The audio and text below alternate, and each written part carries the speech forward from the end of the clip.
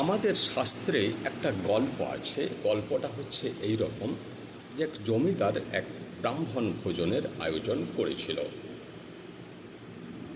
রান্না চলছে, বিভিন্ন ধরনের খাদ্যদ্রব্য। সেই সময় হঠাৎ আকাশ থেকে একটা ঈগল পাখির মুখ থেকে একটা সাপ পড়ে গেল, বিষাক্ত সাপ খাবারের মধ্যে পড়ে গেল।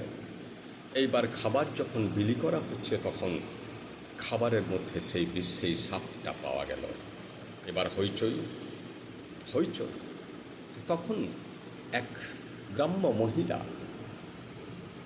আউট করছে যে আসলে এই জমিদার ব্রাহ্মণদেরকে হত্যা করার জন্য এই ভোজের আয়োজন করেছিল। এবার বলা হচ্ছে এখানে পাপী বা অপরাধীকে প্রথমে ধরবে জমিদারকে। জমিদারের কোনো দোষ নেই, সাপ পড়ার সাথে জমিদারের কোনো দোষ নেই। 2 নম্বর সাপটার কি দোষ আছে?